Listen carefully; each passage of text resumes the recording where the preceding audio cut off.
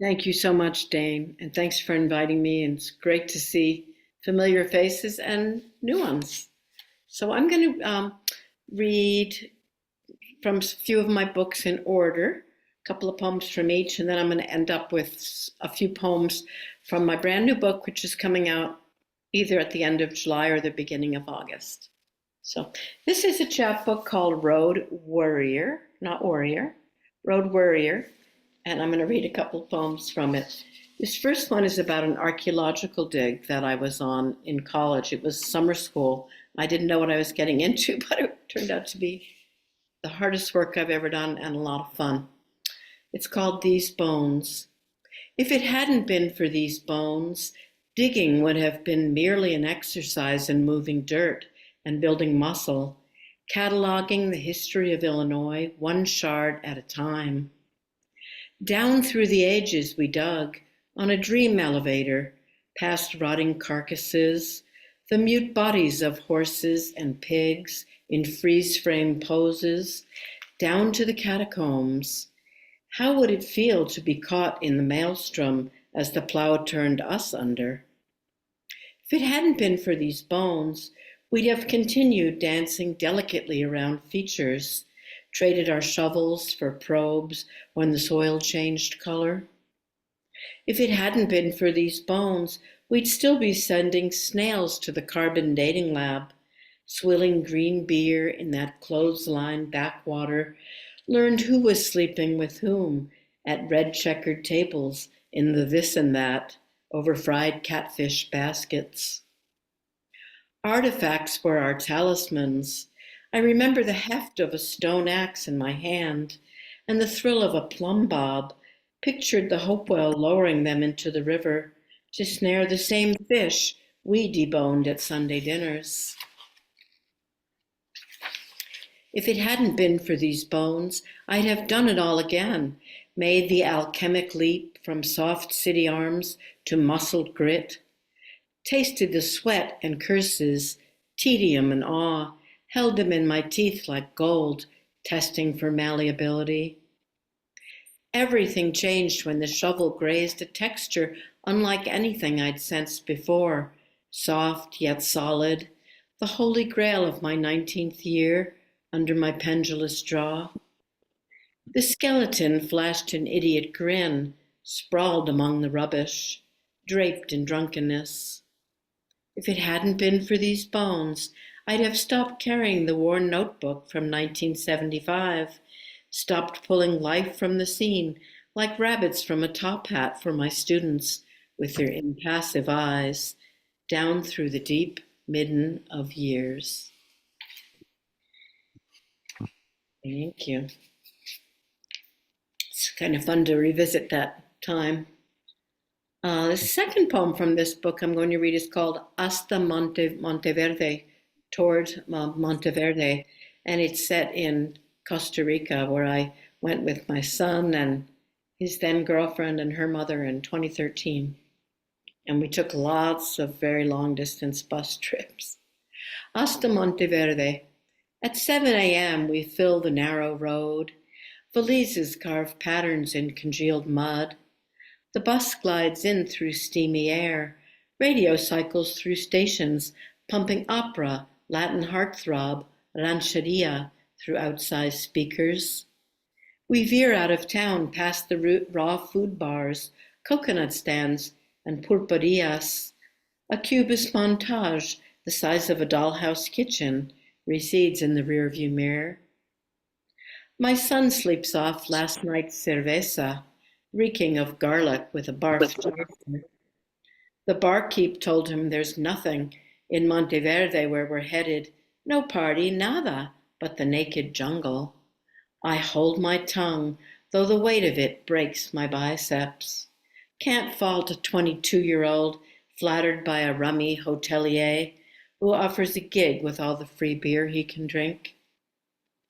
At the first stop, an empanada lady glides through the bus, steam rising from her plastic tub, an offering to the Virgen de Guadalupe. The spiced pati perfume follows me down the aisle like a spurned lover, flips a switch in my brain. 500 colones buys La Alma de la Cocina, a Costa Rican Madeleine. A federale hops aboard, takes his time, each passport a cipher he must decode. It's only 8:15, and he's got the whole day to fill. He and the Pati princess do-si-do to the door. The music rises like an equatorial sun as we roll on to San Jose to be delivered to the next adventure. Thank you. And I'm going to continue to my late 2022 chapbook finishing school, which is all poems about being a teacher and a student in no particular order. This first one's kind of long. I think I'll read 3 of the 4 sections. Special ed. And I wanted to say the conversation at the beginning of this poem took place in 2016, before the 2016 election, to give you a little context. Special ed. 1, Dara. Walking back from lunch, I see her at her usual post, hugging the concrete wall. She's got that look on her face, the one I know so well, the one that says, I hate myself, I'm stupid, I don't want to be here anymore. Why am I different? She demands ad nauseum. I have Down syndrome. I know, I say. We're all different. I have Tourette's. What's that, she asks. You notice that I blink a lot? Kids teased me hard when I was young. I marvel at the way she engages kids and teachers alike. How can I explain that it's a privilege to spend the day with her? I hate myself, she continues. I'm going to run away. I'd be so sad if I never saw you again, I say.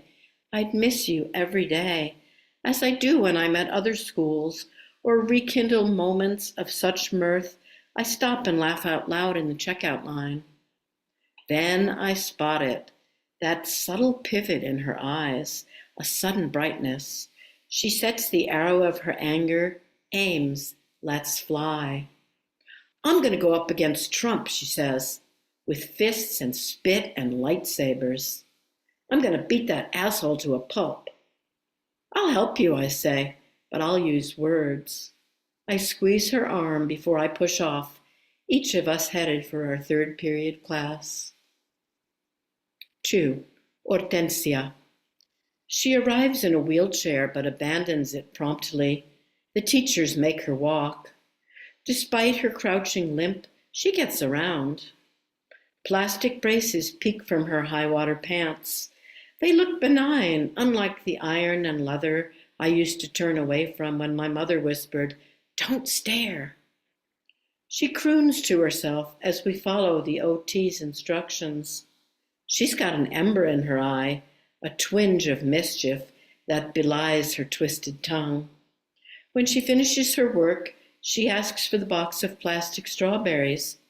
Before my goggled jaw, she spins them one by one, inviting me to follow.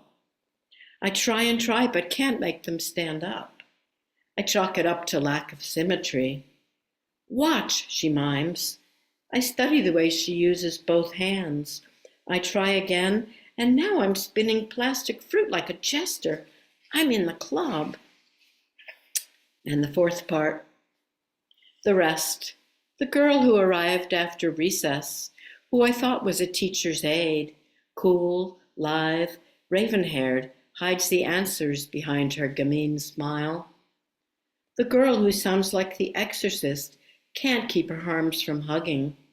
We watch as she waltzes a small boy with Down syndrome across the floor. She helps the others open milk and juice without invitation, those vexing cartons I struggle with myself. Marquise's eyes could light a midnight jungle. He speaks in whispers between rocking and what looks like fingerspelling but isn't. I studied his sculpted cheek, nubby rug, long fingers slim as chopsticks, filling his bingo card with markers. It's all about rapport. They wouldn't recognize the word, though it comes naturally to them, each holding out her hands to clutch a much-deserved diploma in relationship. Aberrance crowns the classroom where I am queen for a day, smiling through my bouquet of invisible roses, overstuffed as a Thanksgiving house guest, moved beyond speech or poetry or belief. Thank you. And a last poem in the book is called Continuation High. The fourth graders are on the fence about poetry. They lack confidence, unlike the younger kids, whose papers fill with unicorns and rainbows. The fifths, already bored, drape their arms along their desks, like elders lost to barca-loungers. I pull rabbits from my hat, invite the goddess in as special guest, teach them onomatopoeia tag, a game I made up just before class. Some will write their hearts out before life betrays them, parts them from their tenderness. When I walk in, the high school kids are texting, feet on chairs. They're my hard-to-reach group of troubled teens, already sorted by the school-to-prison system that's paid to keep them down. I read them Jimmy Baca's poems. Their eyes roll up. Some snore, but wait. There's a minute shift in the weather of the classroom. A slightly straightened spine, an itchy pen that begins to scuttle across a page. There's a sudden silence that descends. I ignore the jeers, the fucks and hellas that ricochet from vinyl walls. I know this school cares more about their lives than what they say. Throwaway kids, some already mothers rocking babies in the nursery down the hall. Kids with meth head fathers, cocaine mamas. Abuse blinks like a marquee on the back wall. 10 minutes before the bell, I ask if anyone would like to share. The same girl always volunteers, pours her pain into the small container of the room, uncanny smile across her face. After a pause, others follow, just a few. In time, they learn to trust me, or at least to know I'm on their side. Many scribble "do not publish" across the page. I collect their papers and tuck them in my bag, and promise to return their poems next week. I sigh. It's another day in paradise. Thank you. Thank you. And now I have two from the new book. The new book is called Rara Avis, and it's all bird-themed poems. Just as we were starting the reading, sitting in my kitchen, a family of quail went by, and the babies had to be like day old. They were under 2 inches. It's really thrilling. So good timing. This is called Avian Dreams, and it's an abecedarian, or in English, if you prefer, an abecedarian. But I like to say abecedarian. Does everyone know what that is? If you don't, you do. Each line starts with a consecutive letter of the alphabet. Avian Dreams, an abecedarian. As she stirred, the dream dissolved, but a wraith-like figure lingered, culled her from the catacomb of sleep. Deeper into flannel she burrowed, elongating the ghostly vowels that swathed her tongue. Find the boy and bring him home. Gradually, she faced the light that harpooned the room with its long fingers, insisting that she get up and move about the house. Jacksnipes, with their throaty whistles, filled the garden. Kingfishers plummeted from the roofs of beach chalets. Larks and lapwings chorused through the open window, while a mockingbird mimicked the neighbor's Siamese. Nuthatches built a nest in the sweet gum tree, and orioles stole sugar from the hummingbird feeder. Plovers warmed their eggs in beach grass. Quails shuttled back and forth along the fences, raconteurs of salacious gossip. Sandhill cranes erupted from a neighbor's field, their legs defining a new genre. The ursine chow shook its fur in resignation in the vacuum of its hunting failure. Waxwings clustered at the feeder, crossing the sky with geometric japery, while the yellow-fronted woodpecker tapped out a message in Morse code. Zebra finches carried the sun on their wings. That is one of my favorites. And it's always fine to cheat with X and say crossing or something. I give you permission. The next one from the book is called Food Chain. It's only indirectly has bird in it. Food chain.